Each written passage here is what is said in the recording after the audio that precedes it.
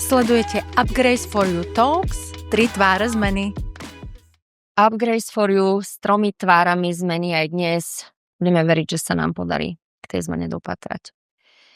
Poďme sa, dievčatá, rozprávať o pauzách, ktoré sú súčasťou života každej jednej z nás. Barbie, skús nám priblížiť jednotlivé pauzy, ktoré to sú, nám povieš ty. Asi v ktorej vekovej kategórii sa ocitáme v tej ktorej pauze a čo je pre ňu typické? Celkovo, keď sa povie menopauza, myslím si, že častokrát sa s tými termínmi hráme, zamieňame si ich, ale keď by sme chceli naozaj podľa správnosti fungovať, tak hovoríme o začiatku fertilného veku, teda keď je žena schopná otehotnieť a mať dieťa, až do obdobia prvých príznakov, kedy sa napríklad mení cyklus alebo nastávajú nejaké nepravidelnosti, do tzv. Perimenopauzy, hovoríme o obdobia pre menopauzy, čiže všetkého, čo je pred menopauzou. Čiže je to okolo tých 20 rokov až do priemerne 35 až 40, čiže obdobie 15-20 rokov. To je obdobie, kedy je žena fertilná, môže mať deti. Potom prichádzame do obdobia, kedy sa mení cyklus, stáva sa nepravidelným a plus prichádza k ďalším príznakom, ktorých môžu byť stovky, nie iba tie, čo notoricky poznáme a omielajú sa stále dokola. Vtedy hovoríme o tzv. Perimenopauze. Najčastejšie postihuje ženy vo veku 35, 40, 45 rokov až do obdobia, kedy naozaj vynechá menštruácia úplne. Toto celé obdobie je obdobie perimenopauzy a nie je nezvyklé, že trvá 5 až 10 rokov. Potom vlastne slovom menopauza my by sme podľa správnosti mali označiť iba jeden jediný deň v živote ženy a to je presne jeden deň, ktorý nastal rok po vynechaní poslednej menštruácie. Vtedy sa žena dostáva do tzv. Postmenopauzy. Čiže všetko, čo je už po tom roku vynechanej menštruácie, je postmenopauza. Čiže to, čo dneska povedia ženy, ale ja už dávno nemám menštruáciu, ja som v menopauze. Regulérne by sme mali hovoriť o tzv. Postmenopauze, ale všetci vieme, o čom hovoríme. Čiže peri, menopauza jeden deň a postmenopauza. Podľa veku sa asi každá vieme zaradiť, v ktorej tej teda pauze sa nachádzame. V každom prípade najjednoduchšie, najzrozumiteľnejšie sa vieme a najjednoduchšie stotožniť práve s nejakým konkrétnym prípadom, kedy počujeme, čo konkrétna žena zažila a ako sa s tým následne vedela vysporiadať. Saši, vieš nám priblížiť nejakú takú konkrétnu skúsenosť, na ktorej by sme si mohli niektorú z týchto pauz priblížiť a povedať, ako bola uchopená? Samozrejme, nedávno som mala rozhovor s klientkou, ktorá mi priniesla svoju sestru, ktorá bude mať na budúci rok 50 rokov a začala sa nekomfortne cítiť. Čiže prichádzali všetky tie pocity a nervozita a všetky príznaky perimenopauzy a tam vlastne ja som to konzultovala s Barbie, pretože som nevedela, ako a kedy je možné vlastne, akým spôsobom je možné povedať, že áno, nachádzam sa v tej perimenopauze a pýtala som sa Barbie konkrétne na hormonálny profil, že kedy sa dá robiť hormonálny profil, aby nám jasne určil, pretože tej klientke a jej sestre chcem pomôcť, necíti sa dobre, ale ja potrebujem vedieť, v akom štádiu sa práve nachádza. A hormonálny profil robí iba gynekolog, alebo ho môže robiť všeobecný lekár? Väčšinou ho robí gynekolog, je to dané aj poisťovňami, môže ho robiť ešte endokrinolog samozrejme, ten robí trošku širší panel vyšetrení, väčšinou ho obvodný lekár nerobí.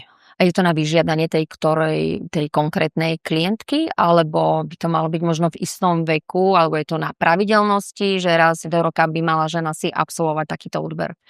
Práve to je trošku zle postavená otázka. Ono treba postaviť otázku, je potrebné v tomto veku pri takýchto ťažkostiach robiť hormonálny profil?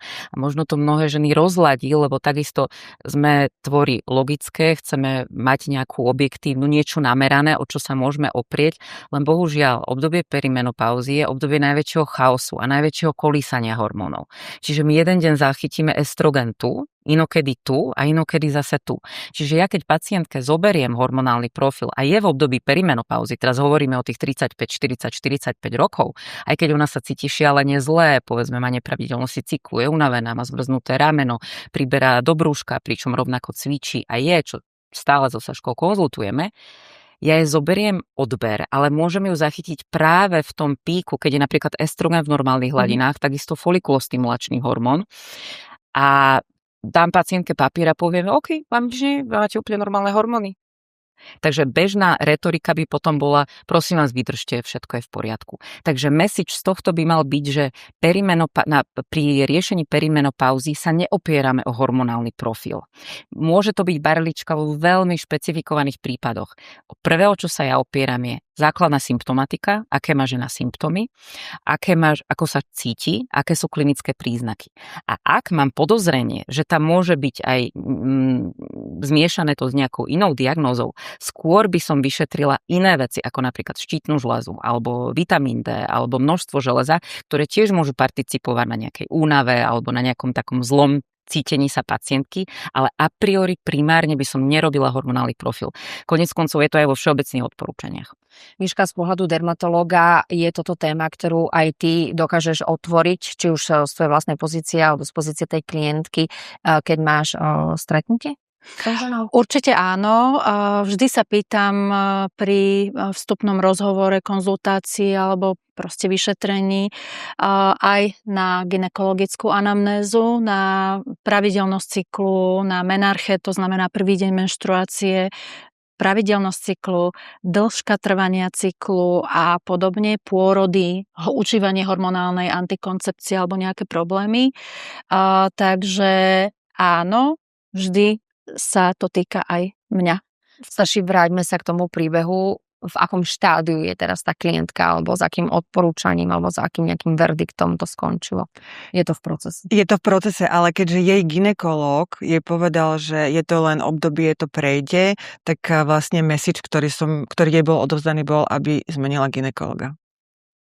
A teraz čo? Čiže sme vo fáze, kedy si hľada gynekologa, ktorý bude pozerať presne ako Barbie hovorila na všetky tie symptómy, lebo to, že sa necítime dobre vo vlastnom tele, to, že ja neviem pracovať s tým telom, ktoré prechádza nejakými hormonálnymi zmenami, neviem pracovať tak ako pred hormonálnymi zmenami, ja potrebujem mať jasný message, v akom stave sa to telo nachádza, aby som mohla pracovať ďalej. Čiže zmeniť gynekologa je ale v zásade taký celkom krátkozraký krok riešenia, v konkrétnom prípade samozrejme účinný, ale Barbie ako gynekologička, kde potom máme apelovať na tú zmenu? Aby ženy boli v danom veku adekvátne vyšetrené, aby vedeli, ako postupovať, v akom životnom období sa nachádzajú a cítili sa komfortne. My musíme tie ženy edukovať, aby si vedeli tú správnu pomoc vyhľadať. Bude to možno teraz sekanie do vlastných hradov. Áno, stále ešte existujú gynekológovia možno staršieho veku, ktorí stále razia ešte tú teóriu, presne ako povedala Saška. Vyčkajte, to prejde, to je obdobie, ktorý prežíva každá žena. Ale dneska už žijeme v 21. storočí a tie vedomosti, ktoré máme, by sme mali využiť v prospech tej ženy. Čiže tá žena nemá niečo pretrpieť, tá žena je naozaj na vrchole svojho aktívneho života, má si ten život užívať. Čiže my začneme, keby bola otázka smerovaná tak, že čo by som prvé ponúkla tej pacientke, keď naozaj odiferencujem, že nemá problémy so štítnou žľazou, s anémiou, že to zdravý človek, tak začneme postupne, si rozoberieme všetky príznaky, ktoré má a začneme robiť úplne na začiatku so základnými vecami, ktoré ona vie ovplyvniť. To je spánok. Asi by som klamala, keby som povedala, že vieme ovplyvniť stres, ale vieme zistiť, aké má pracovné návyky, ako funguje, ako sa stravuje a potom jej dáme nejaký čas na fungovanie a vyhodnotíme to s nejakým odstupom času. A áno, ak tieto režimové opatrenia nestačia, prichádza hormonálna substitučná liečba. Dobre, a keď teda hovoríme o tom, že všetko je to v rukách tej ženy a budeme hovoriť o edukácii, kde nastáva ten moment alebo ten krok, kedy tá žena má zaznamenať ten vek, kedy už toto všetko má mať na zreteli. Chce byť pekná, navštevuje či už pani doktorku, aby sa jej pleť stala súčasťou nejakých kozmetických zákrokov alebo z nejakých rôznych kožných dôvodov. Chodí do fitka, snaží sa o seba starať, dbá na zdravú stravu, chodí, keďže je zodpovedná na pravidelné návštevy k svojmu gynekologovi alebo gynekologičke. Ktorý z týchto je ten prvý na rane, kto má dať podnet, alebo teda keď sa vrátim k tomu, budem sa pýtať na edukáciu, kedy má tá žena a kde prísť na to, že má riešiť tieto veci? Mnohokrát je to aj u mňa, pretože ja veľmi veľa času venujem dôkladnému rozhovoru, dôkladnej anamnéze a mnohokrát sa mi tá žena otvorí práve tu v dermatologickej ambulancii alebo na pôde estetickej regeneratívnej medicíny a ja tým, že sama si prechádzam týmto obdobím, tak jej poviem, že nemusíte to nechávať iba tak. Nie je to normálne to, čo opisujete. Treba to riešiť a dá sa to riešiť. Takže Saši, funguje taká tá kolegialita medzi ženami, ako pokolením, ako takým, že si chcú medzi sebou navzájom, to je to, čo povedala teraz Miška, posúvať tieto informácie, vlastne sa jedna druhej zdôveriť a otvoriť, že ju to trápi, pretože reálne, keď si to predstavíme, každá z tej našej vlastnej domácnosti, poviete to doma svojmu partnerovi, poviete to kamoške, poviete to kolegyni, do akej miery sú ženy otvorené o tom hovoriť a tým pádom aj riešiť ten svoj problém, vedieť ho mať pomenovaný aj z toho svojho okolia a vyhľadať jednu z vás napríklad.